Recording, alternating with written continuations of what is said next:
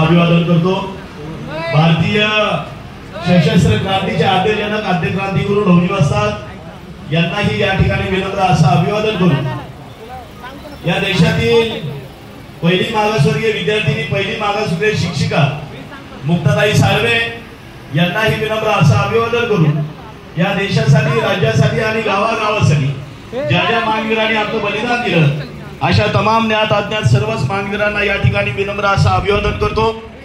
लवजी शक्ती सेना हडपसर विभागाच्या वतीने साहित्यरत्न अण्णाभाऊ साठे यांच्या 104व्या जयंतीच्या आपणा सर्वांना, आयोजकाला, मंचावरील सर्वांना या ठिकाणी कोटी कोटी शुभेच्छा व्यक्त करतो।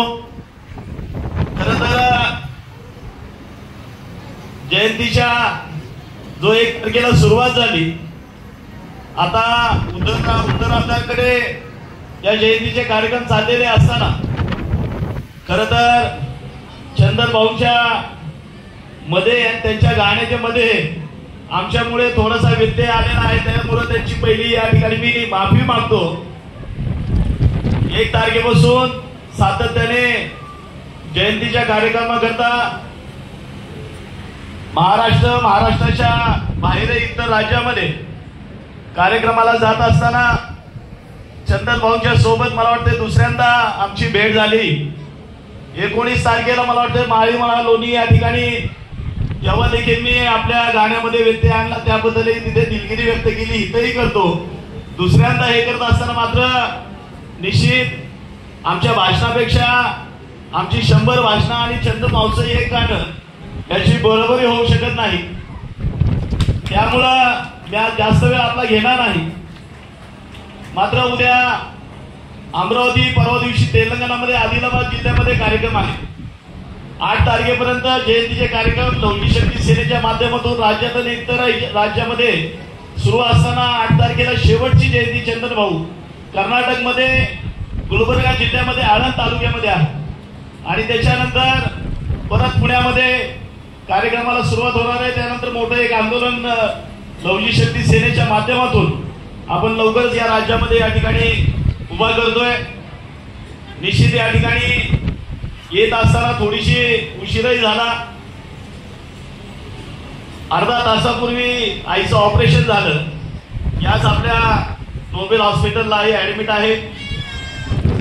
त्यांना स्प्रिंग वगैरे टाकलेले, नसा वगैरे ब्लॉक झाल्या होत्या आणि त्यांना आता ICU मध्ये त्या ठिकाणी भरती केल्यानंतर या कार्यक्रमाला खरं तर मला उपस्थित राहता येणार नव्हतं। मात्र सर्व टीमने, या ठिकाणच्या आयोजकाने जवळजवळ 15-20 दिवस प्रचंड मेहनत कष्टाने हा आजचा कार्यक्रम घडवून आणलेला आहे।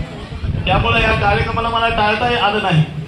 हा कार्यक्रम केल्यानंतर मला उद्या अमरावतीमध्ये धामणगाव जिल्ह्यामध्ये तालुक्यामध्ये कार्यक्रम आहे आणि त्या ठिकाणी जात असताना एवढ्या मोठ्या प्रमाणावर या ठिकाणी समाज बांधव उपस्थित राहणार आहे। त्यामुळं संबोधित करणं या उद्देशाने या ठिकाणी येत असताना निश्चित आपण या ठिकाणी जयंती साजरी करतोय। मला वाटतं तिसऱ्यांदा या रामटेकडी भागामध्ये जयंती साजरी होते अण्णाभाऊची।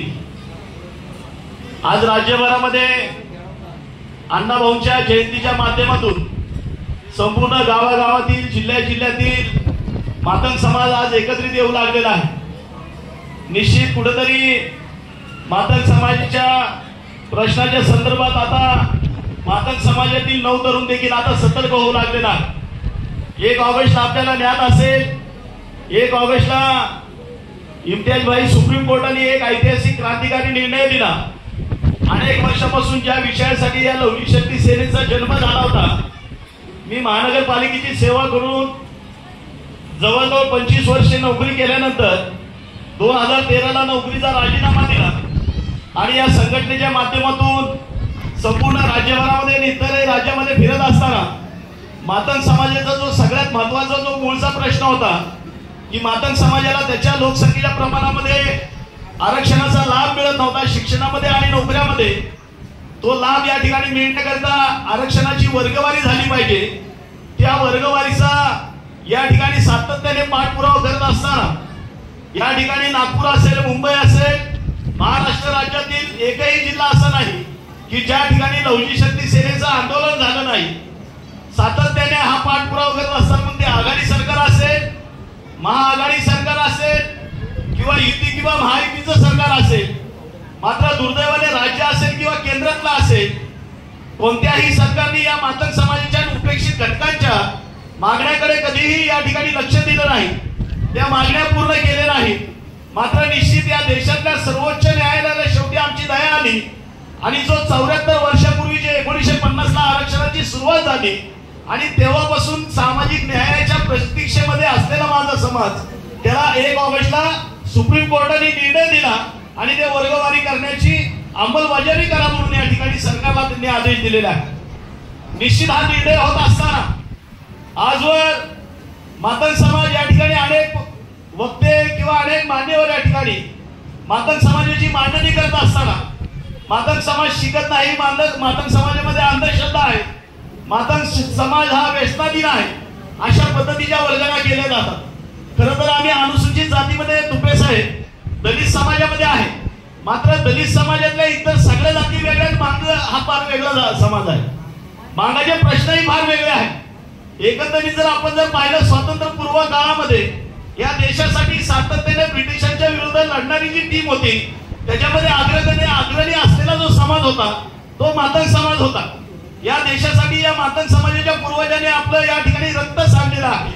त्या मातंग समाजाने सातत्याने ब्रिटिशांच्या विरुद्ध लढा देत असताना ब्रिटिशांनी सन 1881 साली या मातंग समाजाला गुन्हेगार जात म्हणून घोषित केले. मातंग समाजाला 3 वेळेच्या हाजिरा या देशामध्ये होत्या साहेब. आमच्या सोबतच्या जातीला 3 वेळेच्या हाजिरे नव्हते, ते गुन्हेगार जात नव्हते. मात्र मातंग समाजाला शिक्षणामध्ये बंदी होती, नोकऱ्यामध्ये बंदी होती आणि मातंग समाज त्याचे स्वतःचे जे व्यवसाय करायचा, जे दोरखंड असतील, केरसुने असतील, टोपल्या असतील, हे बनवायचा आणि तो विक्रून त्याच्यावरती त्याचा उदरनिर्वाह चालायचा. मात्र दुर्दैवाने काय झालं की 1881 ला ब्रिटिश सरकारने एक जुलमी कायदा आणला आणि मातंग समाजाला गुन्हेगार जात म्हणून घोषित केलं. गुन्हेगार जात दुसरी घोषित केली नाही तर मातंग समाजाला 3 वेळेच्या हाजिरा सुरू केल्या. सकाळची आणि संध्याकाळची हजेरी गावातल्या चावडीवर जाऊन आमच्या समाजाच्या आमच्या पूर्वजांना द्यावी लागायची आणि रात्री 12च्या नंतरची हजेरी गावचा पाटील किंवा गावचा प्रमुख हा मांगोड्यामध्ये येऊन घ्यायचा. या अशा पद्धतीने या ठिकाणी 3 वेळेच्या हजेऱ्या सुरू होत्या. आता पूर्वीच्या काळी जर बघितलं, आम्ही साहित्य बनवायचो, केसुनी, दोरखंड, टोपल्या बनवायचो आणि ते गावोगावी जाऊन आम्ही विकायचो. मात्र परिस्थिती काय झाली की या ठिकाणी सकाळची हजेरी दिली, मात्र संध्याकाळची हजेरी चुकाय नको, त्यामुळे ते व्यवसाय त्या ठिकाणी आमचे ठप्प झाले. कारण एक जरी हजेरी चुकली तर त्या व्यक्तीला उचलायचं, डायरेक्ट 3 महिने जेलमध्ये टाकायचं. त्यांनी काही स्पष्टीकरण द्यायचं नाही, त्याच्यावर आर्ग्युमेंट होत नव्हतं आणि 3-3 महिन्याचा कारावास एक जरी हजेरी चुकली तर त्या ठिकाणी आमच्या लोकांना त्या ठिकाणी भोगावं लागायचं. एवढ्या आतोनात या ठिकाणी या मातंग समाजाने सहन केलेला आहे. आणि या हजेऱ्या ज्या सुरू झाल्या त्या जवळजवळ देश स्वतंत्र झाला तरी 1961 पर्यंत मातंग समाज हा हजेरी देत होता. आज आम्हाला शिक्षणामध्ये बंदी होती आणि जो समाज शिक्षणामध्ये स्वातंत्र्यपूर्व काळापासून जो अनुसूचित जातीतला समाज आहे तो शिक्षणामध्ये स्वातंत्र्यपूर्व काळापासून पुढे होता. आम्हाला शिक्षणाला बंदी होती, आम्हाला नोकरीला बंदी होती आणि मग आमचा विकास कसा होणार. आणि मग त्या परिस्थितीमध्ये जर बघितलं तर हा मातंग समाज खऱ्या अर्थाने या देशाच्या भक्तीच्या पोटी त्याला ती मिळालेली शिक्षा, त्यामुळे तो बर्बाद झाला. आज माझा समाज हा 99% झोपडपट्ट्यामध्ये राहतो. तुम्ही महाराष्ट्रातली कोणतीही झोपडपट्टी घ्या, तिथं तुम्हाला मांग आणि दुसरा आपला समाज त्या ठिकाणी दिसेल. मात्र प्रत्येक झोपडपट्टीमध्ये सगळ्यात जास्त संख्येमध्ये असलेला माझा मातंग समाज. अनेक वर्ष या देशाची गावाची सेवा आम्ही करत आलो. आज जर मातंग समाजाचा गावागावातला जर आपण इतिहास पाहिला तर प्रत्येक गावासाठी योगदान आणि बलिदान दिलेला हा माझा मातंग समाज आहे. आपण या ठिकाणी जर अनेक गावांचं जर माहिती घेतली, आपला शेंद्राचा मांगीर बाबा असेल त्या ठिकाणी मातंग समाजाचं योगदान आहे. आपण सांगलीगाव वाडेगावचे आपले फकीरा राणोजी मांग, त्यांचे वडील राणोजी मांग, त्यांनी गावासाठी आपलं बलिदान दिलं. स्वतःच्या गावातलं जोगती आणतात त्या ठिकाणी आपलं शीर त्यांनी दिलं. म्हणजे बलिदान देण्याची परंपरा गावागावासाठी या मातंग समाजाने आजवर निभावलेली आहे. गावाच्या बाहेर राहणारा हा मातंग समाज, गावाचं रक्षण करण्यासाठी राहणारा हा मातंग समाज. मात्र दुर्दैवाने गावाचं रक्षण करता आला, देशाचं रक्षण करता आला, मात्र त्याच्या आरक्षणा संदर्भात मात्र दुर्दैवाने आजपर्यंत कुठला नेता, कुठला पक्ष आजपर्यंत बोलला नाही, कुठलं सरकार बोललं नाही. मात्र शेवटी सुप्रीम कोर्टाला तो निर्णय घ्यावा लागला आणि तो निर्णय 1 ऑगस्टला आमच्या पदरामध्ये पडलेला आहे. दुर्दैव बघा, शोकांतिका पहा, या 7 पिढ्यांची दलित त्या निर्णयाने आमची गेलेली आहे. आता या रामटेकडीत मध्ये सुद्धा येत्या 5-10 वर्षामध्ये मांगाचा कलेक्टर कमिशनर हा निर्माण होऊ शकतो, अशी परिस्थिती त्या निर्णयाने निर्माण झाली. मात्र अजूनही आम्हाला त्याची खबर नाही. दुर्दैव बघा, शोकांतिका बघा, या आजही आमच्या समाजाला ते माहित नाही की त्याच्या पत्रात काय टाकलंय. सुप्रीम कोर्टाने टाकलंय, कुठल्या पक्षाने नाही, कुठल्या नेत्याने नाही, सुप्रीम कोर्टाने तो निर्णय दिलाय. आणि त्या निर्णयामुळे येणाऱ्या भविष्य काळामध्ये या राज्यामध्ये गावागावामध्ये असलेल्या मागण्यांमध्ये मांगाचे देखील कलेक्टर कमिशनर डॉक्टर इंजिनियर हे जन्माला येणार आहे.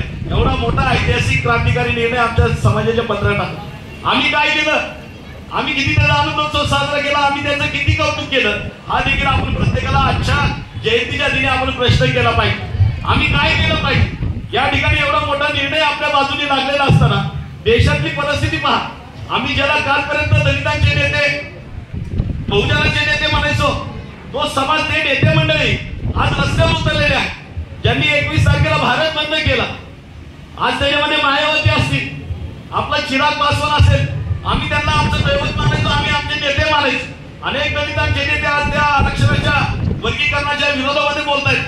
किती शोकांतिक आहे. खरं तर मोठ्या भावाने या ठिकाणी म्हणलं पाहिजे होतं की बाबा बारका भाऊ, पिढ्यानपिढ्या तू उपाशी राहिला, आता तू जेवायला बस, तू जेवला पाहिजे. मात्र दुर्दैवाने तेवढी दानत इथल्या मोठ्या नेत्यांकडे राहिली नाही. त्यामुळे आपलं एक कर्तव्य राहणार आहे बांधवांनो, ज्याला आपल्या समाजाच्या, आपल्या भावी पिढीच्या भविष्याची चिंता आहे, त्यांनी तो 1 तारखेचा जो निर्णय झालाय त्याच्या संरक्षणार्थ आपण तयार असलं पाहिजे. कारण लढाई अजून संपलेली नाही. निर्णय सुप्रीम कोर्टाने दिलाय, मात्र त्याची अंमलबजावणी ही राज्य सरकारला करावी लागणार आहे. आणि राज्य सरकार आपल्याला घर बसल्या आता देणार नाही, यासाठी आपल्याला लढा देखील द्यावा लागणार आहे. लवजी शक्ती सेनेचा हा विडा उचललेला आहे. लवजी शक्ती सेनेचा जन्मच त्या आरक्षणाच्या वर्गीकरणाच्या संदर्भामध्ये झालेला आहे. कारण या ठिकाणी एकूण जर परिस्थिती बघितली तर अनेक या आरक्षणाच्या वर्गीकरणाच्या विरोधामध्ये इतरही पक्ष, आता काँग्रेसचा एक आपला विरोधी पक्ष नेता, या राज्याचा विरोधी पक्ष नेता, त्यांनी या ठिकाणी वडेट्टीवर काहीतरी त्यांनी या निर्णयाचा निषेध केला, वर्गवारीला त्यांनी विरोध केला. म्हणजे किती नालायक माणूस असेल बघा. राज्याचा विरोधी पक्ष नेता आहे, त्यांनी या ठिकाणी उपेक्षित शोषित घटकांच्या बाजूने बोललं पाहिजे, सरकारच्या विरोधामध्ये बोललं पाहिजे. तर हा नालायक इथं जो उपेक्षित घटक आहे त्यांच्या विरोधामध्ये बोलतो. सुप्रीम कोर्टाने निर्णय दिला, अनेक राजकीय नेते मंडळी या ठिकाणी या विरोधामध्ये बोलत असताना तुम्ही आम्ही मात्र ते लक्षात घेतलं पाहिजे. निश्चित लवजी शक्ती सेना आज भारतीय जनता पक्षासोबत मित्र पक्ष म्हणून या ठिकाणी काम करते. मात्र कुठपर्यंत आमचे प्रश्न सुटतात तिथपर्यंत निश्चित भारतीय जनता पार्टीने बरंच या 24 मध्ये जर आपण पाहिलं चंदन भाऊ, तर बरेचसे निर्णय आपल्या बाजून दिले. मग ते संगमवाडीचा आपला आद्यक्रांतिगुरू लवजी वस्ताद साळवेंचं स्मारक असेल, वाटेगावचं अण्णाभाऊंचं स्मारक असेल, मुंबईचं चिराग नगरीचं स्मारक असेल, पार्टीच्या धर्तीवर आरटीची स्थापना असेल, अनेक निर्णय या ठिकाणी मातंग समाजाच्या बाजूने दिलेले असताना पिढ्यानपिढ्या हा मातंग समाज, तुमचे आमचे पूर्वज पिढ्यानपिढ्या ज्या काँग्रेसला मतदान करत होते, त्या काँग्रेसने गेल्या 74 वर्षांमध्ये मातंग समाजाचा खासदार आमदार सोडा डायरेक्ट, मात्र साधा नगरसेवक सुद्धा टॉप मध्ये घेतला नाही. मात्र बीजेपीने निश्चित आम्हीची बोरकेला या ठिकाणी न्याय देऊन मातंग समाजाच्या पत्रामध्ये एक विधान परिषद टाकलेली आहे.